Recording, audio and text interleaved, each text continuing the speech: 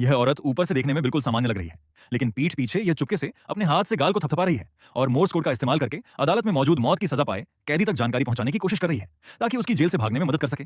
आदमी देखने में भावहीन लग रहा है, पर असल में वह चुपके से पलकें झपकाकर अपनी यादों को दोहरा रहा है।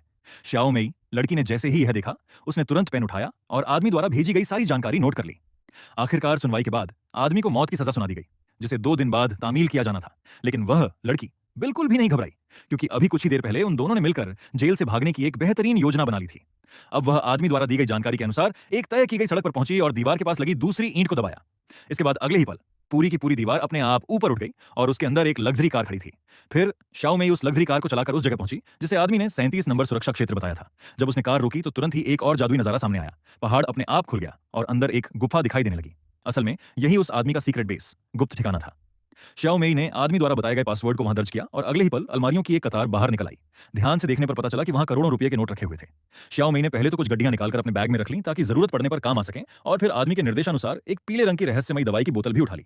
जब सारी तैयारियां पूरी हो गईं, तो इस पूरी योजना का सबसे महत्वपूर्ण कदम उठाने का समय आया। वह विशेष रूप से सज धज कर बेहद खूबसूरत बनकर तैयार हुई और उस न्याय मंत्री जस्टिस मिनिस्टर से मिलने पहुंची जो उसे पसंद करता था। फिर वह उसके करीब गई और अपनी नाक की नोक से उसे धीरे से रिझाया। श्याओ मेई के इस रूप को देखकर मंत्री खुद पर काबू नहीं रख पाया और उसने तुरंत कह दिया कि अगर श्याओ मेई उसके साथ रहने के लिए तैयार हो जाए तो वह उसके लिए कुछ भी कर सकता है।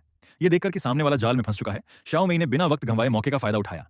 उसने पास में रखा अखबार उठाया और कहा कि वह उत्सुकतावश अखबार में छपे इस मशहूर मौत की सजा पाए कैदी से मिलना चाहती है। लेकिन मंत्री ने जब यह सुना तो वह थोड़ा झिझका, क्योंकि आखिरकार वह सबसे ऊंचे स्तर का कैदी था।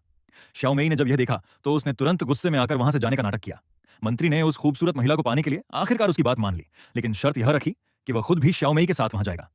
पर श्याओ मेई ने जब यह शर्त सुनी तो उसके चेहरे पर एक गहरी और रहस्यमयी मुस्कान आ गई।